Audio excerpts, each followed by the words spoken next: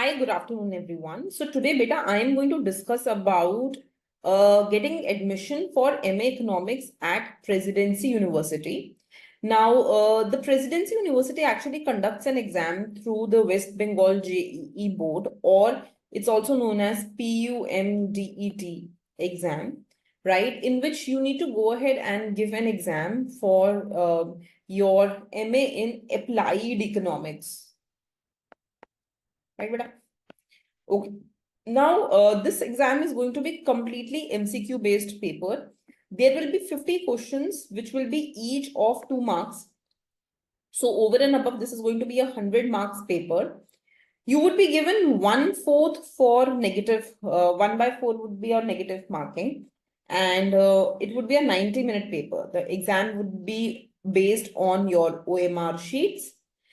So it is going to go ahead and include microeconomics, in which whatever you have studied in your undergrad should be enough. So you need to study consumer theory, producer theory, general equilibrium.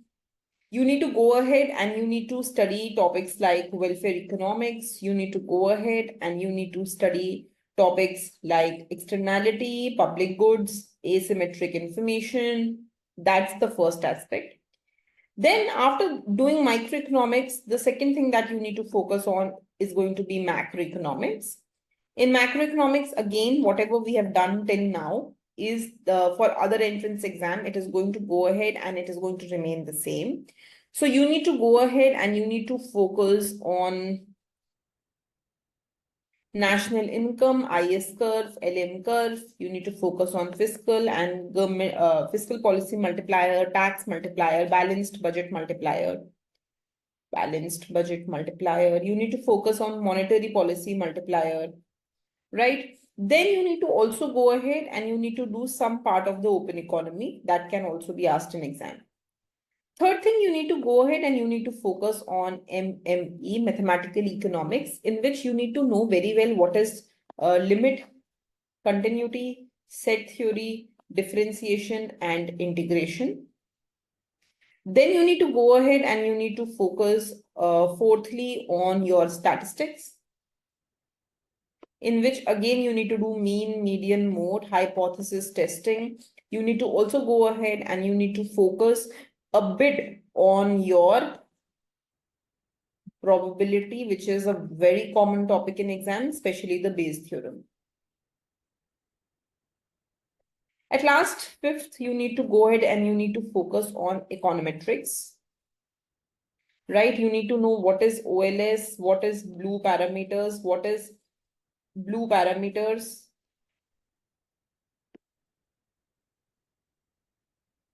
You need to know what are the assumptions of the CLRM model and what happens when these assumptions are violated. Let me go ahead and let me discuss few of the questions that can be asked in exam. So from the point of view of exam, let's take some questions. So for example, if I just go ahead and I give you a cost function, right? Say q cube minus 10q square plus 17q plus 66. And I go ahead and I ask you that you're given that the price of the good is 5. Find profit maximizing output of the economy. So we know that we can form a profit function. Profit is going to be total revenue minus total cost. Total revenue will be price into quantity. Total cost will be q cube minus 10q square plus 17q plus 66. So this is going to be 5q minus q cube plus 10q square minus 17q plus 66.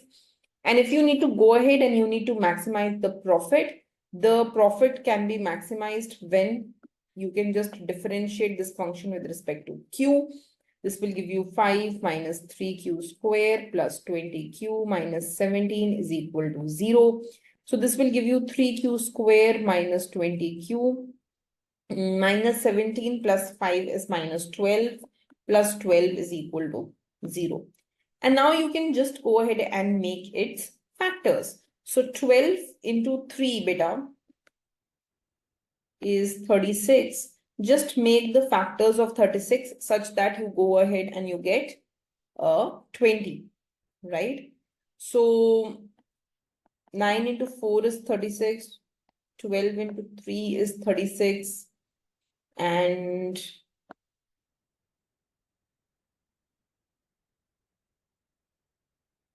2 into 10, 2 into 18 is 36. So you can just factor this out. Minus 18q minus 2q plus 12 is equal to 0. Take 3q common, 6, q minus 6. Take 2 common, q minus 6 is equal to 0. 3q minus 2, q minus 6 is equal to 0. So you will get two values of q, 2 by 3 and 6. Now what you can do is just find out the double derivative beta, because we need to maximize this. So I need to find the double derivative. So when I will be finding the double derivative, this will be 6q minus 20.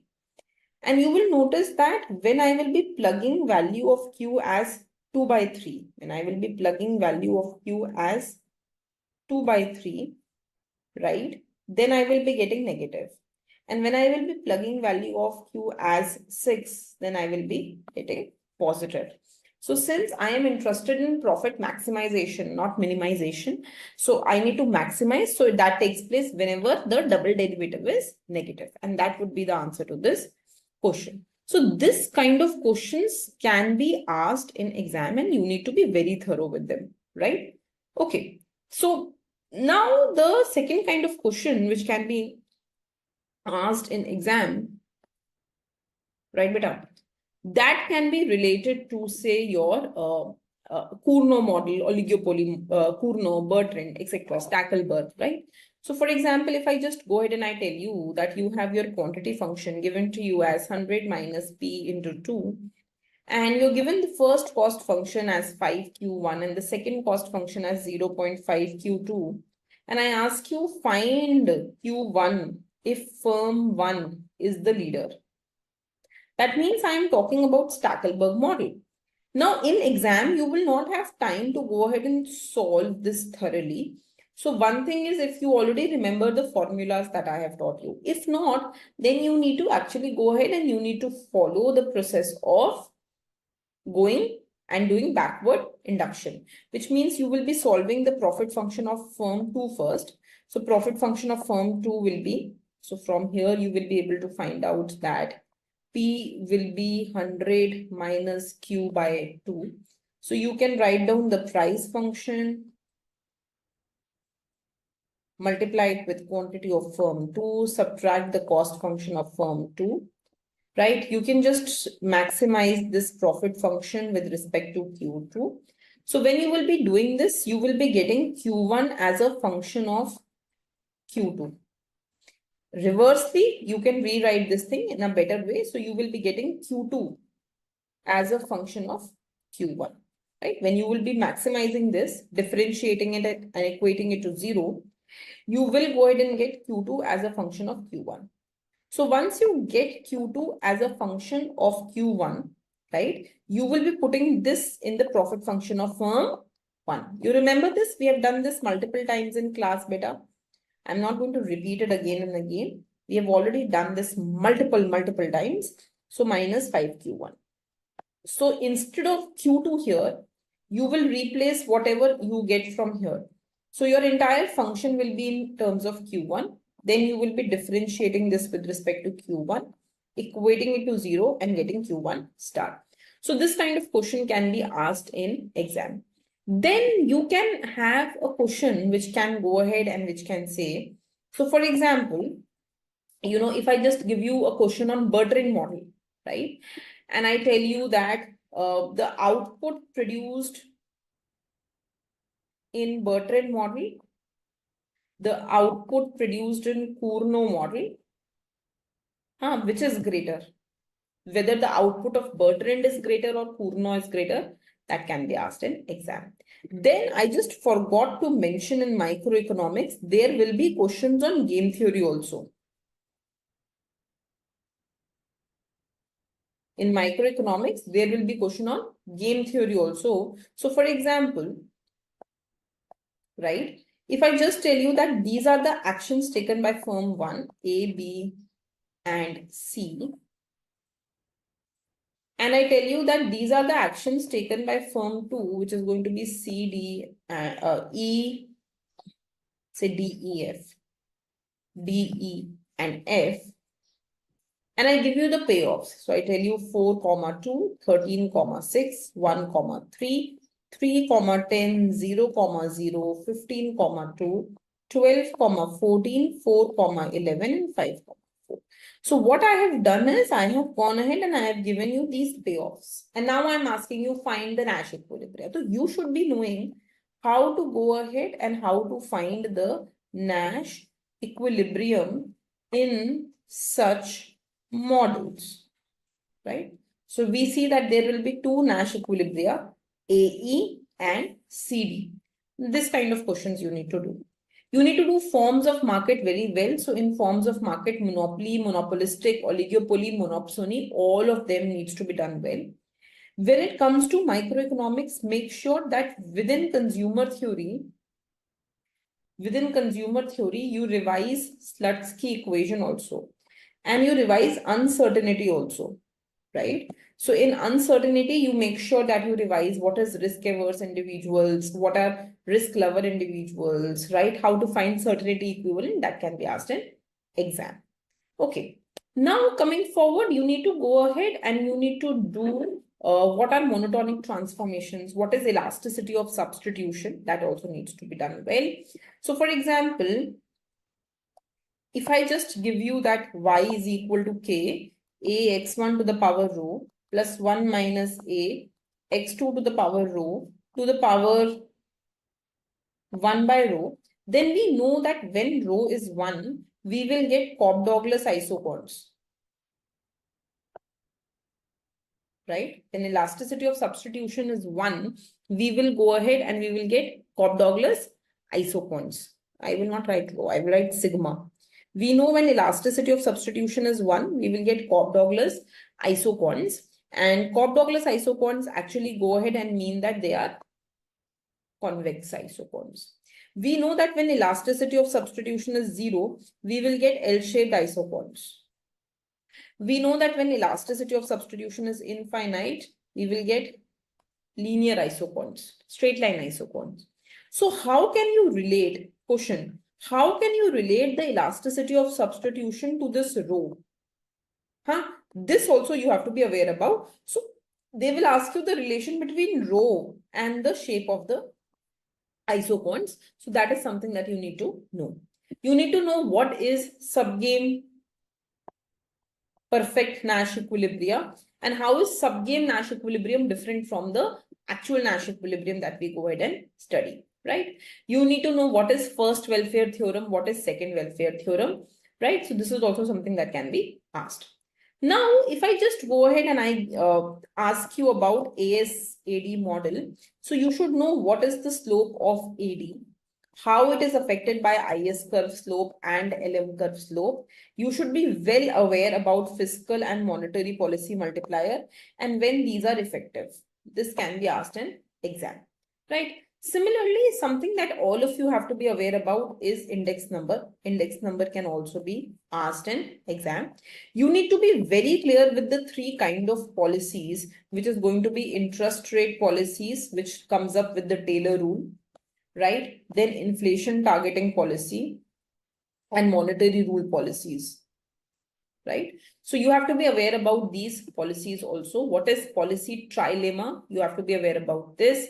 What are the different kind of unemployments, frictional, structural? What are the different kind of inflation, cost push, demand? All this you have to be aware about.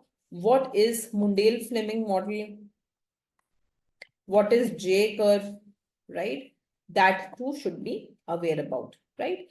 How is how is the fiscal policy multiplier affected during open economy, right? Whether the AD curve becomes flatter or steeper when we compare closed economy versus open economy, right? Then in macroeconomics, I left a very important point. Please make a note of this. In macroeconomics, you have to be aware about different consumption and investment theories. In investment theory, one very common theory is Tobin's Q theory. So all of you have to go ahead and revise Tobin's Q theory that can be asked in exam. As far as statistics is concerned, as I told you, different probability distributions can also be asked. So you can go ahead and you can be asked binomial, you can be asked normal. So you need to go ahead and do those also well. During, in this OLS, you can be asked what happens when there is heteroscedasticity in the model, when there is multicollinearity in the model, when there is autocorrelation in the model. So that kind of data, that kind of topics are also important from the point of view of exam. What is type 1 error and type 2 error is also important. At least the definition, you need to revise the definition well. In probability, the definitions like mutually exclusive, mutually exclusive, then independent, exhaustive, ye teeno definition, you need to go ahead and do those well, right? So that is it about your exam beta.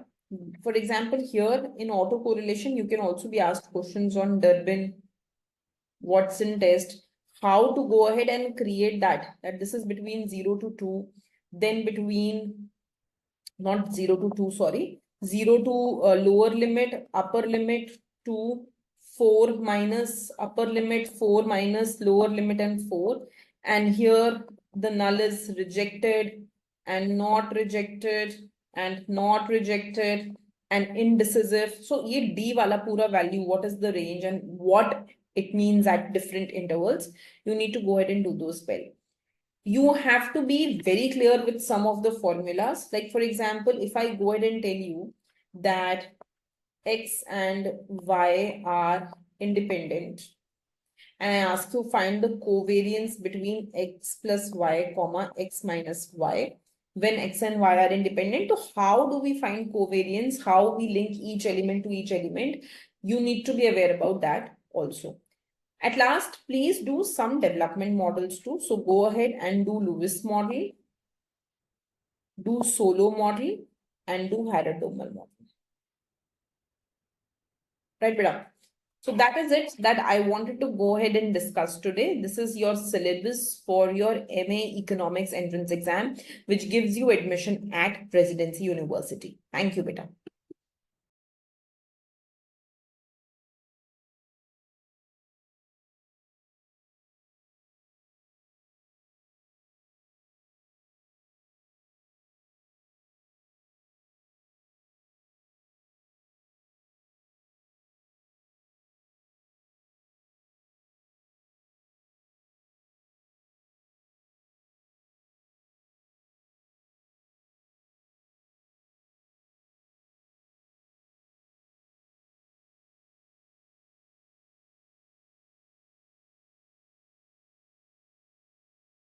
Hi, good afternoon, everyone. This is a past year paper from Presidency College, and we are going to go ahead and do some of the questions for your PG Economics entrance exam. Okay, let's have a look. Let's look at the first question. Does the law of diminishing marginal utility hold for both goods X and Y in the utility function given to you? So the utility function given is X to the power 0.6, Y to the power 0.8, right? This is the utility function given, and it is asking about diminishing marginal utility. So first we have to find marginal utility, only then we can see if it is diminishing or not. So in order to do that, find marginal utility of X. This will be how utility of X changes as X changes, how utility changes as X changes. So if you differentiate this with respect to X, you will get this. This will be 0.6, X to the power minus 0.4, Y to the power 0.8. This is marginal utility of X. Now it is asking whether this is diminishing or not. In order to check whether this is diminishing or not, you need to differentiate this again with respect to X. So let's go ahead and do that. So how marginal utility of X changes as X changes? 0.4 will come down with a negative sign. This is clearly less than 0 because of this negative sign. Therefore, this is diminishing. Okay. Now let's talk about marginal utility of Y. This will be how utility changes as Y changes. How utility changes as Y changes. So let's go ahead and differentiate this with respect to Y once. So you will have 0.8 will come down, Y to the power 0.8 minus 1. This will be 0.8, X to the power 0.6, Y to the power minus 0.2. Now we have to ask how utility changes, marginal utility, as Y changes. This will be 0.8, X to the power 0.6, minus 0.2 will come down, and Y to the power minus 1.2.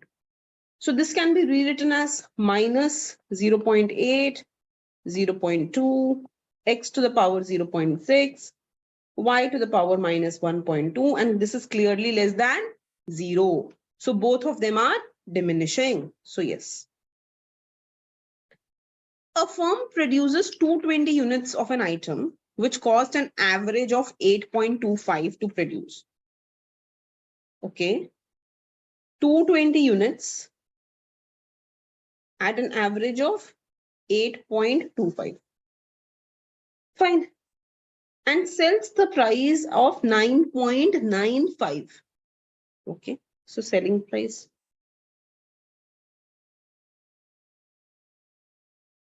$9.95. It is asking what is the profit of the firm. Very simple, beta.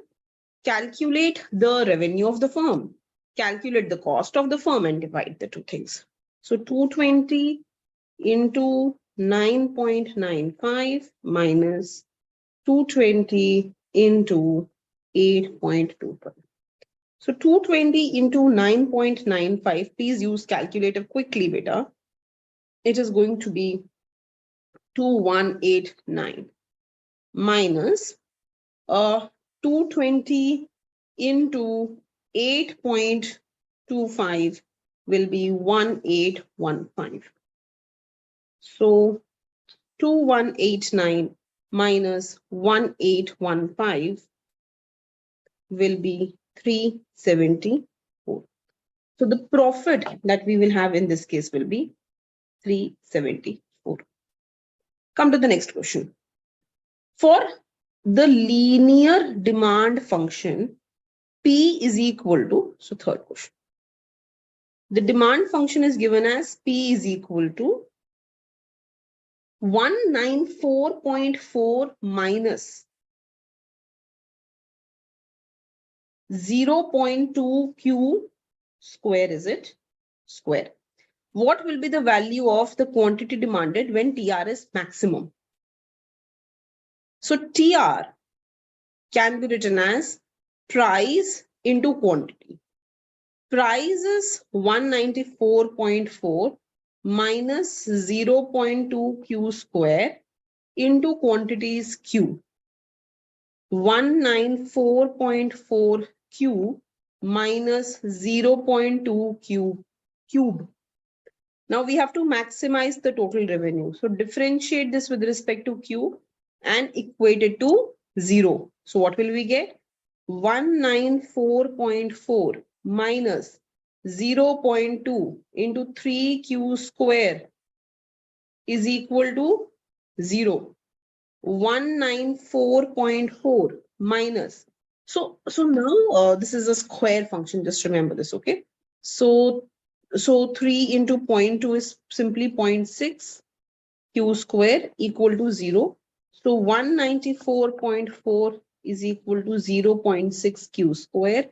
So if I divide 194.4 divided by 0.6, I will get 324 is equal to Q square.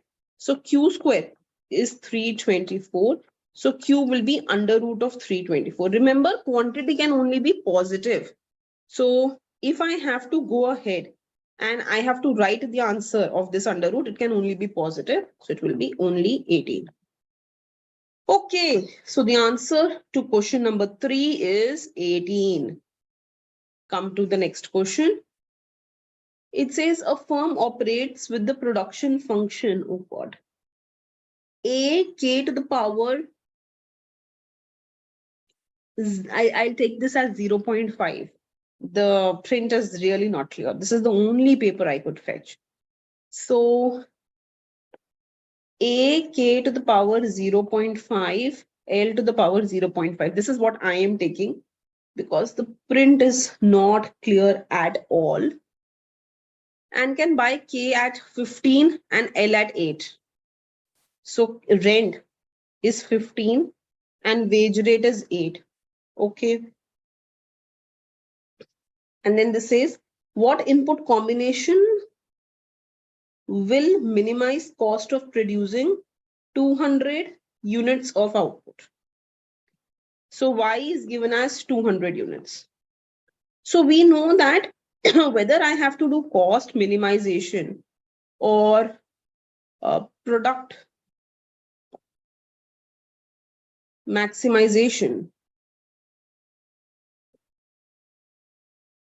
it should always go ahead and it should come down to MRTS is equal to W by R, right? Now, so here is the thing. If I find MRTS, it will be MPL by MPK. So if you differentiate this with respect to L, you should go ahead and you should get A into K to the power 0.5, 0.5, L to the power minus 0.5 upon A, 0.5, K to the power minus 0.5, L to the power 0.5. So this will come down to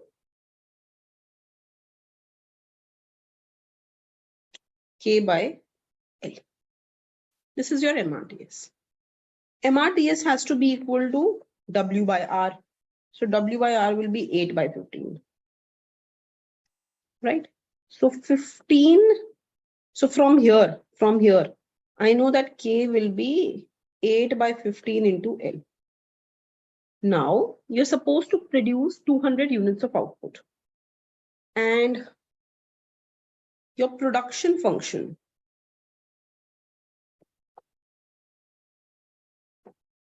is given as Y is equal to A, K to the power 0.5, L to the power 0.5. So it is given as Y is equal to A, root K, root L. Right? Now, beta, I have found out K in terms of L. So instead of K, can I write 8 by 15 L? I can. And my output that I want to produce is 200 units. So it is going to be 200 is equal to A, 8 by 15 under root into root L into root L. Right? So this is going to be 200 is equal to A, 8 by 15 under root into L. Now, I don't know the value of A. If I would have known that, I would have calculated it. Now, is this A or is this something else? Hey, this is not A, this is 4, yaar. Let's take this as 4. Okay. Let's take this as 4. 4 is equal to 200 into root 8 by root 15 into L. So L would be 200 by 4 into root 15 by root 8. This is what is going to happen in this case, okay? So if I just solve this, this is going to be 50 into, so root 15 will be 3.87 and root 8 will be 2.82. I'm just doing an approximate, okay? So 3.87 divided by 2.82 into 50 is approximately 68.61. So labor will be 68.61. Let's see the closest value if I can find. No, I cannot find any closest value to this. So my my guess is that in that case, the production function that we are reading is not correct, because I can barely see what power it is raised to. Because if k is raised to the power 6, which is the next guess I am having, the answer would change, right? So in this case, beta, you have to, this is the method, okay? You have to equate MRTS to that is MPL by MPK to W by R. You have to find the relationship between K and L. And then you have, because you have found one in terms of the other, you just have to go ahead and put that in this function.